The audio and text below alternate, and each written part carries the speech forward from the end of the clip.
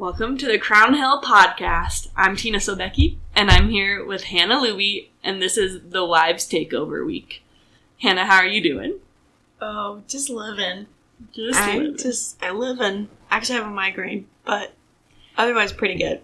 Yeah, Hannah's a rock star and pushing through, because we really want to talk to you all this week about God's calling in our lives to be pastor wives of a church plant. Church planter wives. Because, it's a pretty special calling. So, we wanted to just take time to share about, how the Lord has led us. And I'm struggling with a cold. Hannah's struggling with a migraine. And this is real life. Just doing it. We're here. We're excited to share with you. And so, I think we're just going to jump right in. And Hannah, I'd love to hear, even kind of going back a little bit further to when you and Mark kind of first started dating and you were preparing for engagement and marriage and you knew he was a pastor and that was his calling in life. Like, what were some of your thoughts about marrying a pastor? Yeah, he was actually, he's ordained when we started dating. So I was just like college punk. Dating Reverend Mark Louie. Nice. But when we started talking about getting married, I was like, oh man, I'm gonna be a pastor's wife. Like, what's that like? Seems like super intimidating. So I called my pastor's wife and was like, can you give me the lowdown? Like, is it as bad as my experience of Hollywood is telling me? And she was like, no, this is awesome. And just encouraged me about the things that she loves about it. And she was like, there's just so much freedom to be who you are. Because I had this image of this southern made casseroles and had floral things all the time and pearls and stuff. And I was like, oh my gosh, I can't do that. But she was like, oh, there's so much freedom. And so just coming into engagement was like, wow, the Lord's just given this to me. And how exciting it is to come alongside in ministry. And when I was intimidated, but after being encouraged by my pastor's wife, I was like, oh, I can do this. And the more that I do it, the more I'm like, this is perfect. This is a perfect fit. It's just a blessing to be a part of the ministry that Mark's doing. To support that and get to be serving the church in this unique way that I just really enjoy. That's sweet. Yeah, for my story, I remember a year before I even really talked to Patrick, or got to know him, that I told my roommate and my mom, I'm like, I think I'm going to marry a pastor. And they're like, okay. And I told my mom that, and she told one of our good family friends, and she's like, why would you want to be a pastor's wife? That you're going to be in the spotlight, people are going to have to, they're going to come to you for a lot of things. I don't think you really want that attention. And I just looked at her, I'm like, no, actually, I'm fine with that. I've double majored in theater for a reason. People can see what they want of my life, and I'll be open and honest, and I think that's what ministry is. And I honestly just was like, I want to marry a pastor because I want a man who loves the Lord more than he loves me or the world. And in my mind, I'm like, only pastors are that way. It's not true, but that's what sophomore college Tina thought. And that's what I found in Patrick, is that he loves the Lord more than anything, and then loves me and our family. And, 8 months into dating, Patrick sat me down to have a kind of a serious conversation, and was like, hey, I just want you to know that I really feel like the Lord wants me to be a pastor. How would you feel about that? And I'm like, he looks really anxious right now that I'm not going to like this. So I think I need to tell him that I feel called to marry a pastor. So that was just a fun conversation to be like, yeah, that's awesome. That's what I envision for my life too. And then he kissed me for the first time. Aww. It was not planned that way, but that's not why he kissed me for the first time. Romantic. So cute. So yeah, it was just knowing we want to do ministry together and being able to support one another in that lifestyle. So I love that for you guys. And now as you have started, when you got married, Mark was doing some other ministry roles. But it was kind of right when Patrick and I moved back to Colorado and they started talking about church planting pretty early on. Yeah, what has the process been like for you with the idea of church planting? Yeah, the whole spectrum. What's that been like?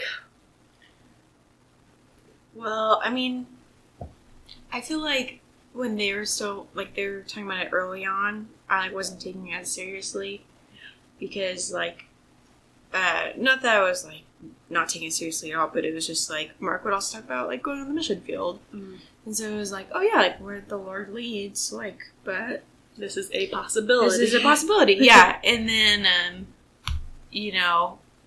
I feel like we've always been a little more missionally minded of we do feel called out as a couple, so that was part of our relationship from the beginning of we feel we're gonna be called somewhere, and feel we're not going to be in this context where we're very comfortable forever. But it wasn't until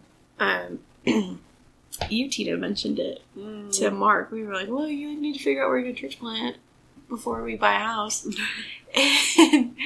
And then Mark started taking it really seriously. He's praying, he's fasting, he's and Patrick are talking.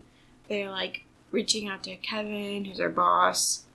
And that's also how I was this is not just a possibility, this is potentially the possibility.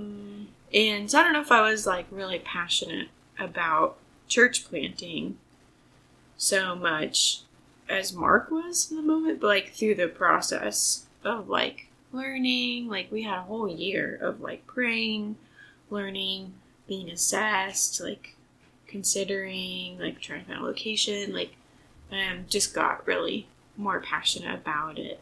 I'm forgetting the rest of your question, actually.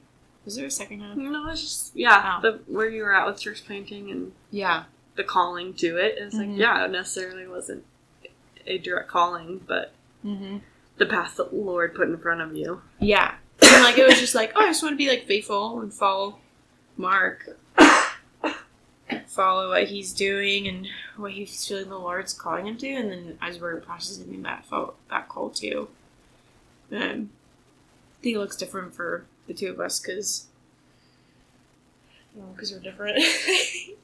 And I see my role at home being more taking up more time, so that doesn't change as much. But getting to see us being on mission together and plant churches has been something really exciting, become a passion. Yeah, that's a really sweet story of just, how it's looked different for us. Because I remember saying that to Mark of hey, well, we want to buy a house, but we don't want to do anything till we know we're planting a church. Thinking that we were all on the same page, ready to, plant a church. We were not. Because for Patrick and I, we were in Minnesota for him to finish his degree, and when he was coming to graduation, we were trying to figure out where we wanted to go next. And it was 2020, COVID, so we're just the world's on fire, what are we going to do? And we had a few really good options, but then we're well, we know we want to land in Colorado, that's where our family is. And Patrick's well, Mark and I have always talked about planning a church together, so we might as well take steps towards that. And so I think that was just always in the back of my mind of oh, we're moving back to Colorado for family, yes, but also so Mark and Patrick could one day plant a church, thinking probably that it would be 10 years in the future. And then just the way things were progressing, I'm oh, it's happening sooner than we thought. Excuse me. So I feel there was just, in the back of my mind, this was always something we were going to do. We were just always going to plant a church, and I just didn't know the timing of it. And so I I don't even know if I can say, like, oh, this is when I felt called that we were going to plant a church. It was kind of like, I feel this is what Patrick is passionate about, and I could see us doing this. And it wasn't really till the three of you took a class at their seminary that I was like, all right, this could really happen. So do you want to share a little bit about what that class was like? Yeah. It was legit. It was a great class. I got the opportunity to go to, so Mark and Patrick attend seminary together, and they were there for a week of classes.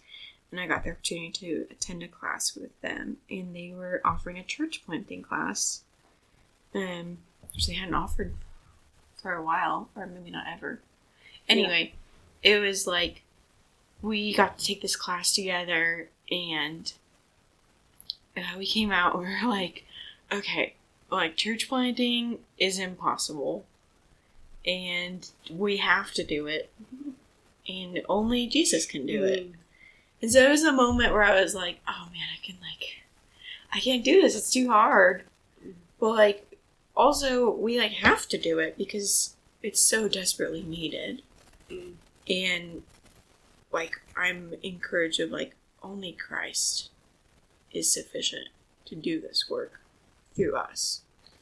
And so, like, that was really significant for us to, like, learn. And they did a final project.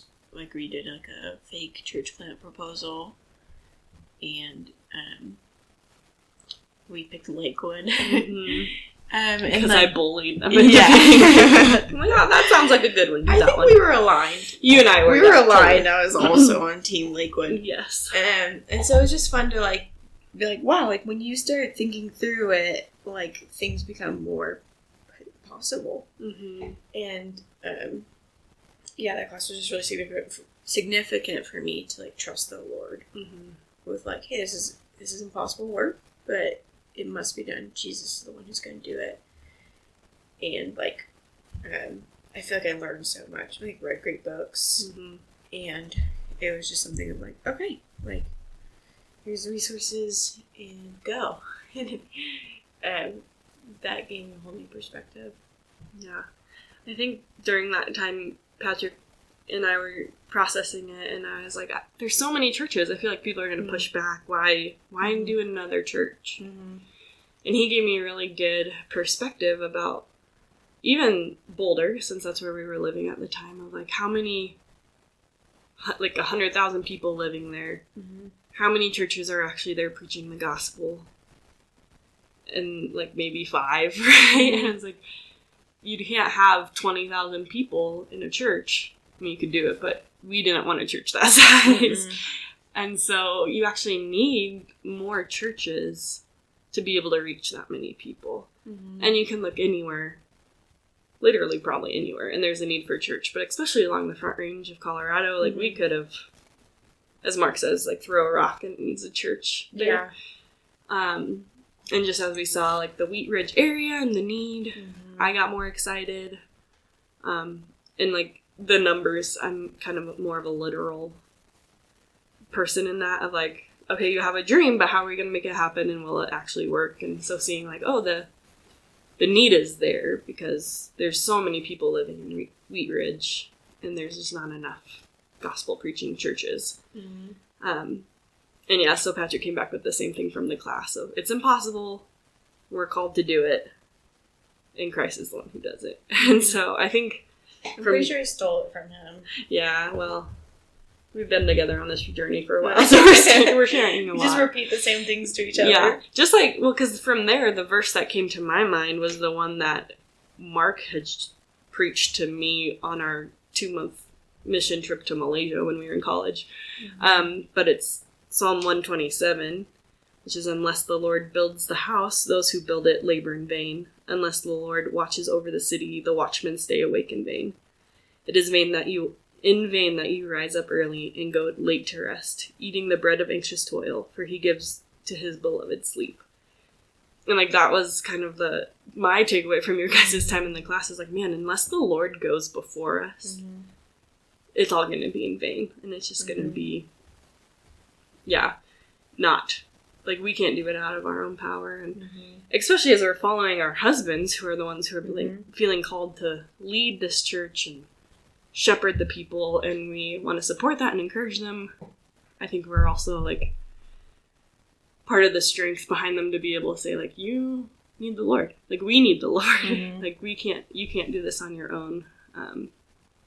And so just remembering that, too, of, like, any endeavor, but especially with church planting. And so I feel like kind of what you mentioned, a lot transpired pretty quickly between the assessment and conversations and being able to move to Wheat Ridge Lakewood. And we're here. We started mid-June. How has this transition process been for you getting here? It's been tough. Yeah, I'm, like, not very good with transitions. This is not my strength. Not very flexible, which is, like, super required for church planting. And so I've been, like, telling people, like, oh, I'm, like, not good at transitions. And, like, not flexible as, like, God and his providence and saw fit to make me a church planter's wife. And, like, he sanctified me super hard. And so it's just been, like, yeah, transitions are hard. But, like, there's so much joy. And I keep telling people it's like having a baby. Where it's, like, the, like, lead up to moving, you're packing stuff. It's like you're in labor. When you move, it's like you're pushing. And then, like, the months afterward is, like, the 4th trimester where you're like, I'm not sleeping and I'm snappy and everything's chaotic. Yeah, everything's a mess. Everything's a mess. And that was, like, our home's a mess and I don't know where things are. And then you, like, hit a month and you're like, okay, I can do this. Like, and then you hit 4 months and you're like, I guess it hasn't been 4 months, but almost. And then you're like, wow, like, oh yeah, I could do this. And, yeah, it's just like, you, like, go through a season of chaos and, like, learning. And so, like, there's so much joy in the midst of that, of, like, the chaos of, like, oh wow, like, things are starting and, like, things are new. And so, like, moving here, it's been like, oh wow, like, we met someone and, like, they're interested and, like, wow, I, like, really like this gal I met at the park and this gal I met at the library. And, like, I feel like I'm starting to connect and I can drive to the grocery store without Google mapping it. And, like, our house is starting to feel put together and we have people over and just all these things of, like, oh, I see the roots kind of spreading and the joy of, like, oh, I'm, like, excited about these new things. Just, like, the joy of, like, a new baby, new life. Of, like, oh, they rolled over and they smiled. Totally. They slept 6 hours. Like, yes. And so just, yeah, I think it's similar to parenthood of us, like, oh, it's turbulent, it's joyful. Like, the Lord has been doing a lot of work in my heart to learn to trust, to trust his sufficiency, like, to learn to be more prayerful, like, trust his strength and not my own, in so many ways where I've been like, oh wow, like, this move's showing me I'm lacking, or, like, this ministry is showing me, like, I can't do it in my own strength, but the Lord has been faithful. So exciting for us to do it, and I'm excited for what's ahead. Yeah, it's kind of funny just being at the beginning of the process and, like, talking about what's led us here. Yeah, the first few months, it's just hard, and especially with little kids and trying to help them understand the change, and yeah, there's just a lot going on, but I totally feel that like 4th trimester pain. Like, but it is starting to feel a little more normal, and those relationships that we are starting to build is really encouraging. It was always funny, though, when we first moved here and told people we're planning a church, the first question I always got asked, I don't know if you were asked this, but they're like, where's your church building? Like, where are you guys meeting? And we're like, our house for now. Somewhere. Like, we don't have that planned out. We're just trusting the Lord. And Patrick's starting like a neighborhood dinner night once a week on Mondays at our house. And I'm like, well, we have nothing on the wall and our toys are all over the place, but we can invite neighbors in. That's fine. They'll get to see what life with a 3-year-old and 1-year-old looks like. And it's just messy. But I think some of our neighbors have just really appreciated that, and people on our core team getting to see what our families look like. And it's just been a good beginning to this process of, how do we love each other in the chaos and be with each other? And I think that's what church planting is. It's just like getting to live relationally with those around you and pointing them towards Jesus, even especially in our mess. And so as you think forward, what are you most excited about in this church planting season? Oh, so many things. Thanks for asking, Dina. Okay, well, I'm excited to start services. I'm excited for what that looks like. Excited to worship together, have communion together, to hear the preaching of the word together. Mark thinks he might preach through Galatians for the first, what's it called? Series. Yeah. Stay tuned. Maybe it won't. Maybe not. Yeah, it could change. But we studied, we do family devotionals every morning, and we were studying Galatians together. And he was like, oh, this is it. And I was like, I'm ready to hear you preach this, because we had such a good time studying it. So I'm just excited for services, excited to be together. I think I'm also really, really excited about seeing people come to Christ.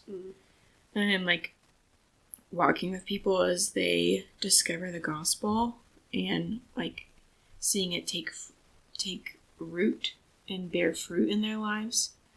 And I don't feel like, before we started this process, I don't feel like I was big on evangelism, where I was like, oh, that's great, but for other people, and I don't know how to do it. And kind of how people think about missionaries. You're oh, if you're a really good Christian, then you become a missionary. So I was kind of oh, evangelism's for those people. But now I've coming into this been oh, I see how it can be for me too. Here's how I can do it, and here's how I'm excited of oh, I want to tell people about Jesus, and I want to see them come to the Lord. And the Lord just placed a burden on my heart of the people here in Wheat Ridge Lakewood, they are lost, and I desire that the Lord would call them to be His own. So I'm just excited for seeing people come to Christ, seeing people grow. I'm excited for seeing our core team grow and how they reach the people around them, how they grow in evangelism and discipleship, and as they're sanctified and they encourage and convict one another. I'm excited for that. I'm excited to see people just become mature in their faith, and to do that alongside them. I'm excited for us to grow together. There's okay, I'm not Mark, so I can't quote from memory. There's a verse of it's we all they all grow up together, built into the house of God. I don't know. I trust you that that's okay. a verse. Okay. Oh. Guys, don't quote me on it. But the concept is we're like a temple for the Lord, growing together, being built up. And that's what I'm excited for. And also, I'm excited for so many things. I'm excited to see our kids be a part of it. It's been fun. We like to say William's our littlest church planter, and I'm just excited to see it be good for him. The excitement of knowing people family, being a part of the setup, and just all the fun things that he will get to do, and see us risk things and be challenged. I'm excited for that. Yeah, that's beautiful. And you said a lot of the things I was going to say too. I also just really want to encourage you that I've seen your heart for evangelism in these last few months, and like how you reached out to the total strangers at the park and at the playground, and how you've been intentional to like build those relationships. And it's been really encouraging to see and really sweet. So I'm excited to see where those friendships go for you, and just as you continue to grow in that passion that the Lord's given you, and truly a gifting that the Lord's given you. And so I know coming into Thanks. this, it's like, where's my part? Like, what's my role in this? And I think you have many, many roles, but I've seen that just really blossom over the summer, and been really excited for you. And yeah, because I do feel like for all of us, we want to see new life, new birth. We want to see unbelievers become brothers and sisters in Christ with us, and so I'm excited for that also. I think my passion is so much right now towards our core team and having them, like you say, be built up and meeting with them, and I'm so excited for them to be reaching their coworkers and their neighbors, and for their stories to be told to us, and for it to keep spreading. And our children, having Beatrice like move here, like she is how I make new friends. Like at the playground, and like, she's so good at just going up to a kid and being like, "I'm Beatrice, what's your name?" And I'm like, well, now I have a new friend because she's introducing herself, and which is such a blessing. I pray she never loses that, because it's such a sweet gift that I feel like most adults can't do. So, and just to see our husbands like live into their passions and their giftings, I'm really excited for that too. And I know, like, ours will follow. You know, it's not like theirs over ours, but I know Mark's gifting and preaching, and Patrick's gifting and passion in helping with discipleship and Bible studies and building community. And they just get to do that in a unique way when we're starting a new church. And so it's really cool to see, like, their skills and gifts come out. Like, Mark's gifts for vision is like, oh, wow, like, I just really get to see that to its fullest, or maybe not even its fullest yet, but like, it's just cool to see the energy they have, like how excited they are, like the way they pour themselves into this work, and the way they get to utilize so many giftings is really sweet. And that has been something that's been really fun to discover in this process, is how Mark and Patrick complement each other, how you and I complement each other, and then even just our dynamic as the four of us, and we really fill in gaps places, and I'm sure we have lacking places too, but for now it's just been really sweet to see how the Lord has placed all this together to use our strengths to help in this endeavor of building another church, and building the body of Christ. So I feel like I learned so much from you about discipleship, and like what it looks like to care for women and pray with them and lead them well, like what it looks like to encourage well. And so it's really fun to like do ministry not just like within our own marriages, just something I've been so excited about in church planting, is like doing it as a couple, but like to do it with you guys too, is like I get to do so much learning, and I mean growing as we like do things together. I pick up so much. That's just such a gift. Sounds like the definition of the body of Christ. Like, we learn from each other and grow together, and it's beautiful and messy. And I'm grateful we get to be part of it. Me too. And well, thanks, Hannah, for having this conversation with me. Thank you. And I look forward to more times when we get to take over the podcast from the men. Crown Hill Podcast. Nailed it. All right, we'll see you and talk to you all later. Bye.